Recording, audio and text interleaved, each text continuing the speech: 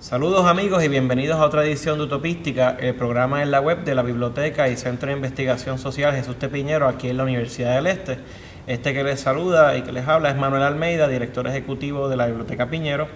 Y hoy tenemos el retorno, digamos, de un gran amigo de la casa, Heriberto Martínez. Heriberto Martínez, recordarán que es consultor económico, especialista en temas de política pública, y hoy lo tenemos, digamos que en una doble tanda, porque por un lado queremos dar una especie de update al estado de situación de la crisis económica y fiscal de Puerto Rico, pero también principalmente lo que nos motivó a traerlo en esta ocasión es para que nos hable un poco de la recién creada Asociación Puertorriqueña de Economía Política, de la cual Heriberto es miembro y portavoz. Así que gracias por estar con nosotros nuevamente, Heriberto. Gracias a ti, profesor, por la invitación y un gusto compartir en este espacio espectacular. Y se repetirá seguramente. Seguro que sí. Pues Heriberto, arrancamos en la primera pregunta, ¿no? Un poco que digamos que es la pregunta obligada. ¿Qué es la Asociación Puertorriqueña de Economía Política y quiénes la componen? La Asociación Puertorriqueña de Economía Política es una iniciativa de crear un círculo de pensamiento compuesto por las siguientes personas. Traje la lista para que no se me vaya a quedar nadie. Muy bien.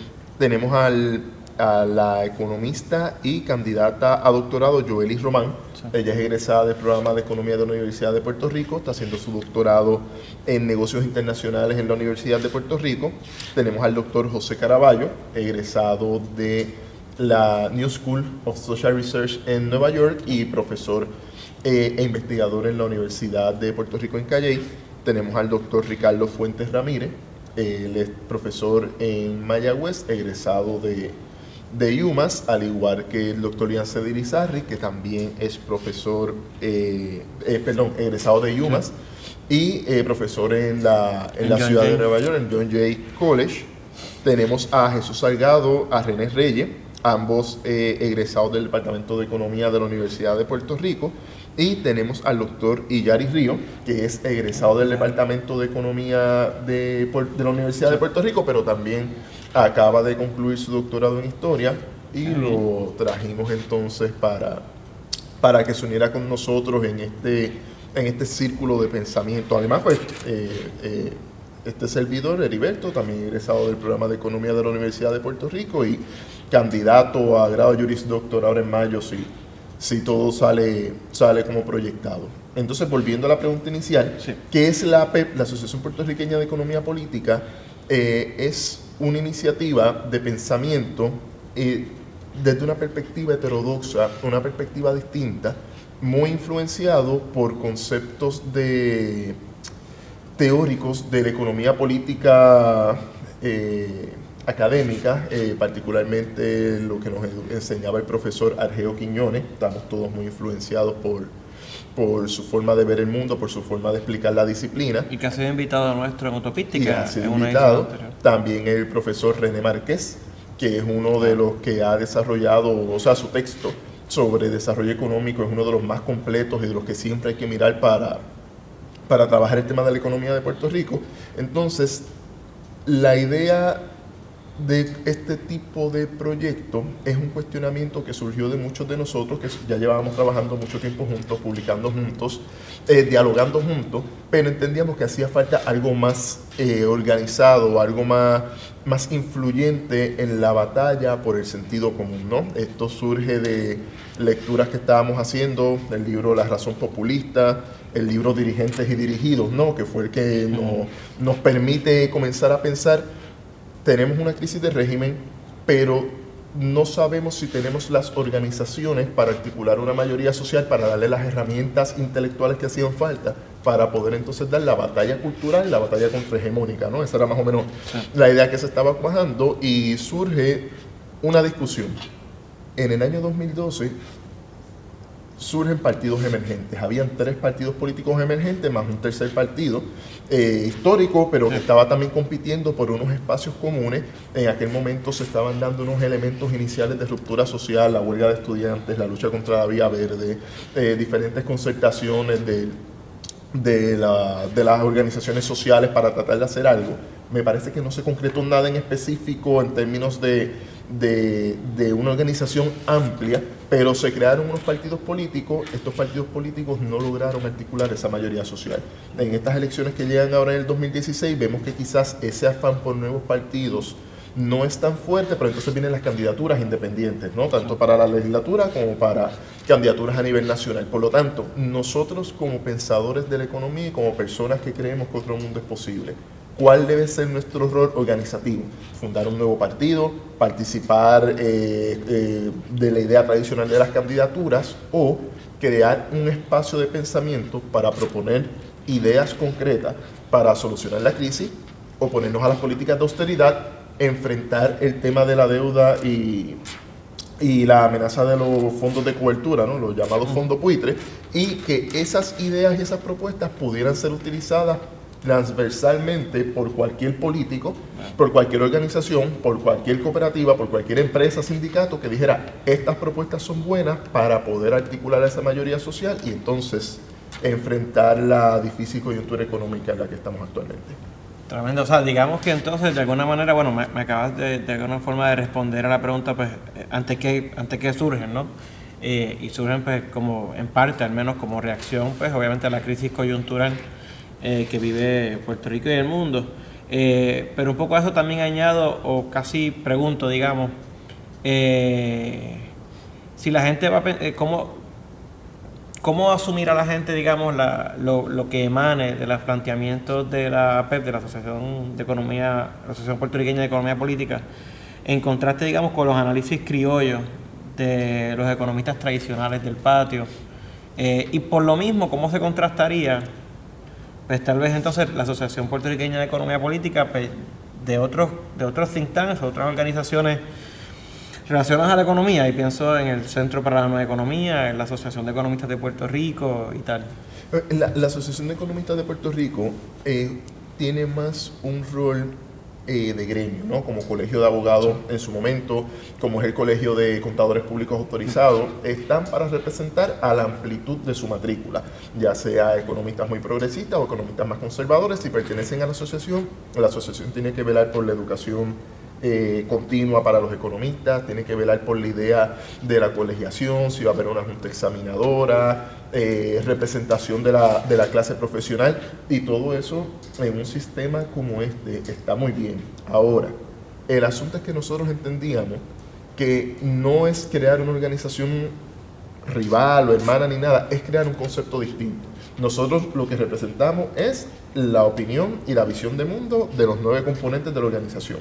Y es, como tú bien dijiste, un espacio de pensamiento, un tanque de pensamiento, o por lo menos aspiramos a hacerlo, aunque ya tenemos mucha producción académica para darnos esa fuerza, desde unas perspectivas de ver el mundo bien marcadas, bien delimitadas. Por ejemplo, al decir economía política, nosotros vamos a hacer planteamiento de clase social, de género, relaciones de poder, función de las instituciones dentro de la economía, porque de nuevo, quizás el asunto es que estábamos ya como generación y como grupo, estábamos cansados de este análisis de la economía de Puerto Rico está mal. Pues ¿qué hay que hacer? Pues sencillo, tenemos que recortar gasto público, recortar gasto social, despedir empleados, devaluar todos los costos de producción en Puerto Rico para hacernos más competitivos y más productivos. O sea, la violencia y la brutalidad social de ese discurso que va directamente contra el poder adquisitivo de las clases trabajadoras y profesionales del país, para nosotros no era aceptable. Pero el gran dilema que nos enfrentábamos era o nos articulamos como grupo, nos organizamos y empezamos a hacer planteamientos fuera de la disciplina de la economía, ya sea planteamientos de sociología, planteamientos de política, etcétera, o nos insertamos de lleno en el estudio de la economía, que es nuestra concentración, y comenzamos a contestar como economistas y como científicos sociales ese discurso de la hegemonía política que existe en Puerto Rico y probablemente a nivel internacional. Y eso es lo que quizás nos diferencia de otras organizaciones. Nuestro discurso está montado sobre una base ideológica heterodoxa, muy influenciada por visiones de mundo del post-keynesianismo, del marxismo, de los neorricardianos, e incluso keynesianismo tradicional, pero siempre y cuando se utilicen como herramientas para contestar el discurso de la austeridad y el discurso de la devaluación de nuestros factores productivos en Puerto Rico. Digamos que en parte ya contestaba la pregunta, pero por aquello de distinción analítica o de mayor clarificación conceptual, pues estaba la pregunta, y para el beneficio de la audiencia, ¿por qué economía política, digamos, y no meramente economía, ¿no? Quizás con economía política queríamos hacer dos planteamientos concretos, ¿no? El primero, nuestros análisis no van a partir de la economía tradicional, van a partir de una visión mucho más amplia. El concepto de política es porque ya queremos relacionarnos directamente con las relaciones de poder, que fue lo que mencioné ahorita, ¿no? De clase social, género, medio ambiente, y lo más importante, queremos poder plantear de que nosotros vamos a pensar y a construir propuestas para dar la batalla por el sentido común. Por eso para nosotros es bien importante la palabra política. O sea, yo recuerdo, quizás para traerlo a lo anecdótico, en el año 2005 se propuso un aumento de la matrícula de la universidad y se convocó una huelga. La huelga tuvo muchas dificultades en ilusionar a una mayoría de estudiantes para que se unieran a ella, hubo muchas controversias, pero recuerdo que el argumento que se utilizaba a favor del aumento de matrícula es que los precios suben, la universidad es muy barata, los precios tienen que subir, profesores, obvio que hay que subir la matrícula, punto. No se buscaba cuál era la profundidad de ese argumento, no se penetraba a pensar qué era lo que se estaba diciendo, y habían dos formas de verlo. Una mayoría de sentido común que decía que el UPR era muy barato y había que aumentar la matrícula, y una minoría que decía, ojo, eso no se puede ser, no, eso se puede cuestionar, pero entonces se les trata de forma radical. Ya con la crisis con el inicio de la recesión 2006, con la crisis financiera del 2008, con movimientos internacionales como Occupy Wall Street, con candidaturas presidenciales como la de Bernie Sanders, que dice abiertamente yo soy socialista, sí. Estos significantes que en algún momento estaban cerrados únicamente para espacios muy radicales, grupos que eran muy fuertemente identificados con ese concepto, pero no ilusionaban a las mayorías, nos permite que otros sectores que sí creemos en una mayoría social podamos coger estos discursos, resignificarlo y hacer planteamientos entonces en esa dirección, ¿no? Y de nuevo, lo importante es que esto se convierta en algo concreto y esas propuestas concretas sirvan para contestar el discurso del sentido común y tratar de crear un sentido común distinto, aunque eso parece medio redundante. Sí, no, de hecho, o sea, para efectos de los que comparten con nosotros hoy, yo no me las has dicho, pero supongo que cuando insistes mucho en el concepto de sentido común, yo sé que es un concepto que digamos está en el centro de la reflexión de teóricos políticos pues, recientes como Ernesto Laclau, Chantal Mouffe, y a su vez pues, desplegados en movimientos como Podemos, pero que parece ver, ¿no? Obviamente se deja entrever que es de un claro una clara raíz gramsciana, ¿no? Claro. Y es importante insistir en eso, que es entender que para Gramsci, por ejemplo, el poder hegemónico es aquel que logra articular, que logra sedimentarse, digamos, en sentido común, porque en la medida en que preceptos, valores, normas se convierten en sentido común, ¿qué sucede? Se naturalizan. Claro. Y al naturalizarse, pues se dejan, digamos, fuera del ámbito de lo que puede ser cuestionado. O sea que en ese sentido, un poco lo planteo, ¿no? A modo de elucidar, por ahí va la cosa, ¿no? Un poco sí. La construcción de un nuevo sentido común. Vamos quizás a clarificarlo y poder expresar comentarios libremente, ¿no? Entendemos que el sentido común hoy está montado sobre el neoliberalismo. Nosotros somos nuestra propia empresa, el discurso economicista permea sobre todas las relaciones sociales, el matrimonio se convierte en sociedad legal de gananciales, yo soy un autónomo privado que voy a contratar con esta empresa, un acuerdo entre partes iguales para poder entonces determinar cuál va a ser mi salario, mi ingreso. No se cuestiona para nada la correlación de fuerza a la hora del contratante y el contratado, ¿no?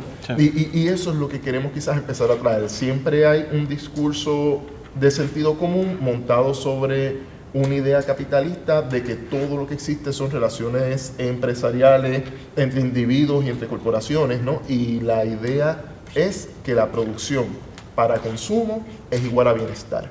Y cuando nosotros intentamos como grupo, discusiones internas y diseño de pensamiento, decimos, oye, esto es un pensamiento bien perverso. Aquí básicamente lo que estamos diciendo es todos somos iguales ante la ley, vivimos en un mundo de ciudadanos, por lo tanto, no podemos contestar esos discursos fuera de ese espacio. Nosotros lo que estamos diciendo, no, aquí existen unas relaciones de poder y ese discurso que plantea decirnos en el sentido común que todos somos iguales ante la ley, lo que realmente está haciendo es creando unos grupos, unas oligarquías de poder. No los está creando porque siempre han existido, pero está consolidando su transformación de ser quizás latifundistas del siglo XVIII, dueños de las grandes compañías siglo XIX, siglo XX, y hoy los grandes dueños de los consorcios financieros, de este dinero que se sigue creando, se sigue acumulando, sigue generando riqueza mal distribuida y se acumula dentro de esos mismos círculos, ¿no? Y eso hay que discutirlo, eso hay que pensarlo, y para eso hace falta el trabajo intelectual que le permita a los grupos que no son beneficiados por este proceso contestar el discurso. De hecho, a mí me sorprende, no me sorprende, pero impacta, o sea, por ejemplo, digamos, haberse hecho sentido común de la matriz neoliberal, el cómo, por ejemplo, incluso la relación capital-trabajo se ha convertido en una, o sea, esto demuestra un poco la imposición del homo economicus sobre la subjetividad humana, que incluso no se habla en términos de la relación capital-trabajo, sino a veces se habla de capital y capital humano. Exacto. Que es una transfiguración radical de los, digamos que de los conceptos claves del ámbito de la economía y la economía política.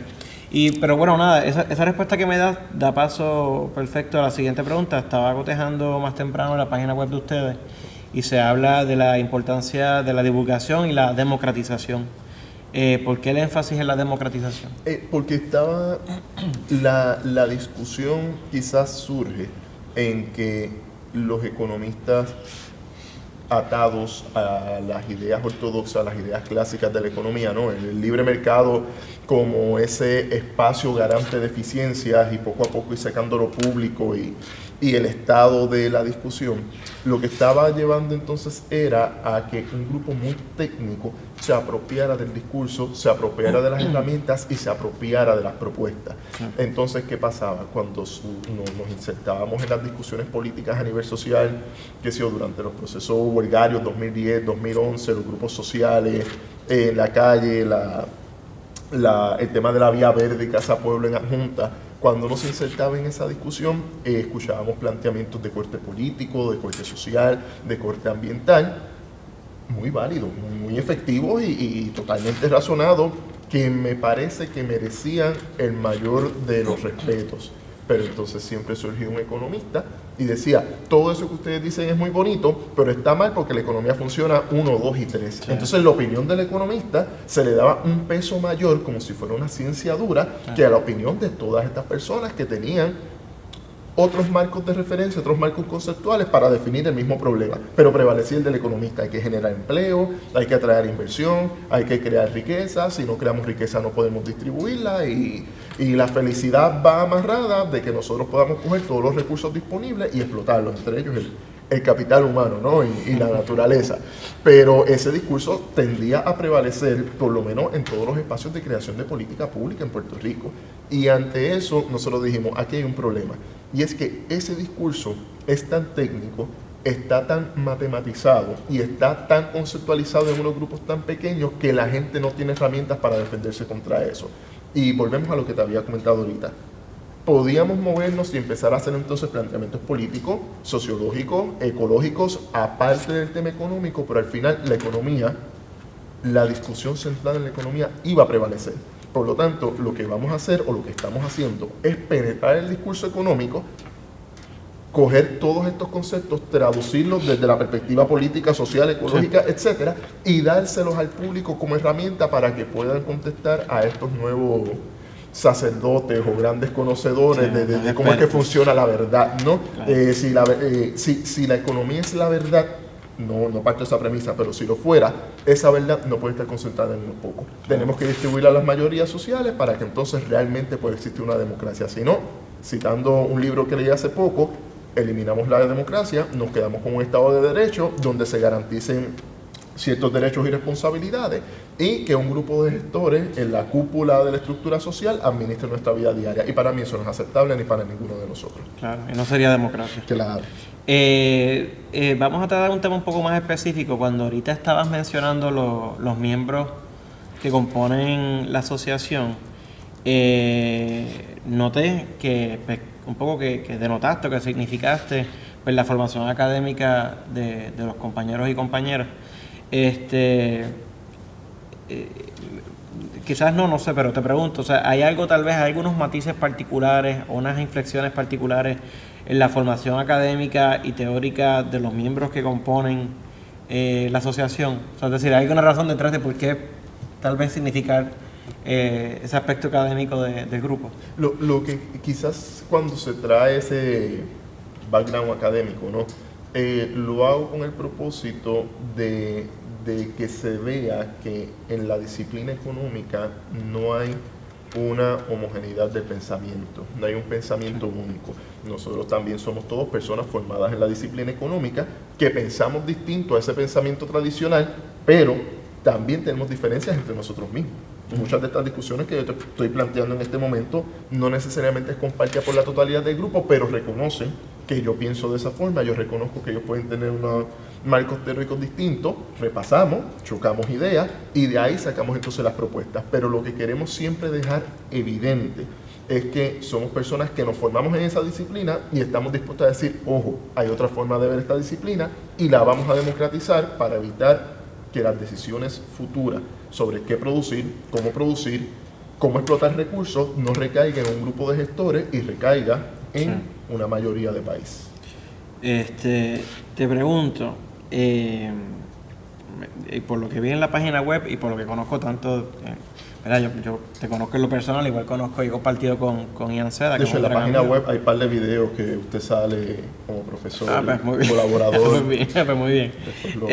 Pero o sea, yo sé cómo algunos de ustedes encuadran o enfocan o insertan el asunto del estatus, pero el estatus territorial de Puerto Rico.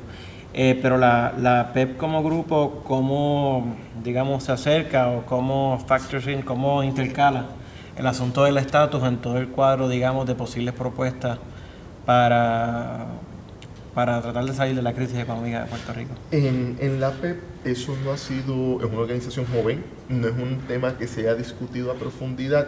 Sí te puedo decir que en las discusiones que se han tenido hay algunos que han favorecido un cambio de estatus como condición necesaria pero no suficiente para resolver la crisis económica.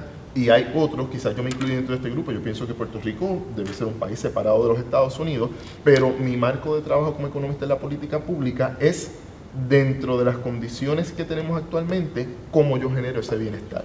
Y esa es mi posición particular, o sea, no es la posición de la organización. De nuevo, es un tema que no hemos discutido, pero estoy 100% seguro de que cuando el público puede entrar a la página y ver los artículos, va a encontrar referencias para cualquiera de las dos posiciones. No va a haber una posición específica sobre esto es una organización estadista o independentista o no afiliada. Entendemos que el problema del estatus es un problema que se tiene que discutir, pero es un problema que no es definitivo para el bienestar ni para el desarrollo. Por lo tanto, vamos a estar contrastando ideas sobre eso y quizás en algún momento dado, en una coyuntura definitiva, donde el gobierno de los Estados Unidos y el de Puerto Rico digan, vamos a hablar de este tema en particular, pues entonces asumiremos una posición. Por ahora es una posición que está abierta.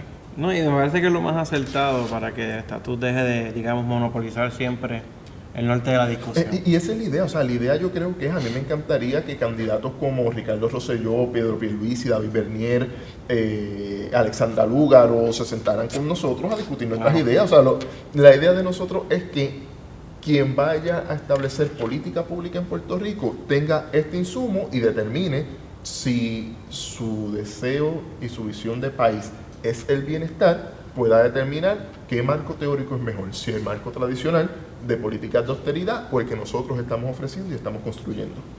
Muy bien. Pues ya un poco te pregunto, ¿qué proyectos concretos vislumbra la PEP para aportar, digamos, pues, al desarrollo para poder salir de la crisis económica? Nosotros, uno que ya estamos discutiendo y que estamos contemplando, lo propuso el compañero Ricardo Fuentes. Me parece una idea extraordinaria porque por lo general en Puerto Rico el proceso político electoral es bien amplio, es bien largo, es bien prolongado y vamos a ver diferentes grupos de interés entregando papeles sobre qué candidatos son los que uno debería escoger. Por ejemplo, siempre por donde yo vivo, cada vez que hay elecciones me da un papel, un sector muy conservador atado a las iglesias que me dice, mira, estas personas se oponen a la vida o de temas relacionados al aborto, etcétera, y me dicen por todos los partidos por cuáles candidatos yo debería votar si yo soy esa persona que tiene estos valores religiosos, ¿no? Desde el punto de vista del sector ambiental ocurre algo similar. Nosotros lo que estamos diseñando es unos criterios desde el punto de vista de economía política y obviamente basados en nuestra forma de ver el mundo, para que las personas, además de evaluar los candidatos a base de su estatus de preferencia, de su visión social de preferencia, también puedan tener una calificación de cuál es su visión económica, ¿no? Qué proyectos defienden, qué es lo que dicen sus plataformas, y a base de eso, pues la gente tenga quizá, en lugar de las dos coordenadas tradicionales, incorporar también la económica. Además de eso, ya estamos desarrollando el proceso de publicaciones. Esta semana han surgido 2 publicaciones nuevas. La última fue en el semanario Claridad, que se llama la reforma contributiva para qué y para quién, que fue un trabajo conjunto del doctor Ricardo Fuentes y del doctor Ian Cedirizarri, donde discuten la posible reforma contributiva y quién se va a beneficiar de ella. Eso también está en nuestra página web y poco a poco hemos visto cómo en un proceso tan corto de tiempo muchos sectores nos han abierto los espacios. ¿Por qué? Porque se está presentando finalmente una alternativa que tenga una rigurosidad similar a la que los economistas tradicionales se arrogan que tienen. Sí, de hecho, a mí me animó mucho la iniciativa de la creación de la asociación, porque fíjate que una de las preguntas que tal vez te iba a hacer, pero yo mismo un poco me la contesto pensándolo bien, era bueno, pues tal vez podemos algunos de nosotros, en el caso de este servidor que viene del ámbito de la teoría política, pues podemos formar parte o tal más cual, pero por otro lado yo mismo me digo, bueno, una cosa es que uno pueda colaborar, pues, como hacemos en la práctica todo el tiempo, pero me parece por otro lado importante, no en virtud de pureza alguna, pero me parece importante que el núcleo sea de gente entrenada formalmente, digamos, en economía, para que se note más claramente el contraste entre la economía clásica por un lado y los, entre comillas, economistas. Es decir, esa camarilla de personas que por distintas razones y por distintas vías han logrado convertirse a ser digamos, los portavoces acostumbrados de la expertise de la economía y que son los que siempre están invitados a los programas radiales, a los programas televisivos. Usualmente, no siempre, pero usualmente son los que están citados en los periódicos principales. Pero volviendo a eso, al principio hablábamos quizás de que una de las reflexiones que hicimos es qué tipo de organización hace falta en Puerto Rico para esta coyuntura. De ahí surge esta idea de este círculo de pensamiento y el nombre pues fue una decisión grupal de cómo entonces íbamos a hacernos llamar para propósitos de que nos identifique el público. Pero a la misma vez es una invitación a que los teóricos políticos heterodoxos también hagan su círculo de pensamiento. Abogados, más allá del colegio de abogados, que es una institución gremial, pueden también hacer su círculo de pensamiento desde el punto de vista progresista y vamos, de izquierda. Sociólogos, geógrafos, y poco a poco, entre esos círculos, establecer los vasos comunicantes, articular entonces eso más allá de esa suma de actores, no, sino articular una mayoría de pensamientos y tener entonces el diseño completo de una plataforma de futuro. Nosotros simplemente lo que hicimos con esta idea fue, vamos a dar el primer paso, porque la coyuntura exige que haya una contestación de economistas alternativos a la idea tradicional. Pero esto hace falta en todas las disciplinas. Entonces lo ideal, en lugar de seguir integrando diferentes disciplinas a un mismo grupo, Sí, que las sí. demás disciplinas hagan sus propios círculos, Sí. establecemos el trabajo en la práctica, como bien acabas de decir, que lo estamos haciendo constantemente, pero poco a poco, a través de las páginas de internet, se va guardando toda una historia de pensamiento que posteriormente puede surgir en un proyecto político totalmente distinto, generacional, de futuro y con una visión muy progresista a favor de la buena vida en Puerto Rico. Sí, digamos que se me ocurre pensar que sí que es algo análogo, por ejemplo, a las actividades o a la práctica del grupo de Derecho al Derecho, Claro. ¿verdad? De Erika Fontanes y los amigos. No, pues me parece muy bien. Heriberto, para beneficio del público, ¿dónde pueden conseguir información sobre la Asociación Puertorriqueña de Economía Política? Todo está en economiapolíticapr.org. Repito, economiapolíticapr.org. E insisto, porque en estos días me preguntaron por la página, entonces alguien escribió economiapr.com y aparecía una foto del Congreso diciendo queremos la Junta de Control Fiscal ahora. Y me llamaron, fue confuso ese momento.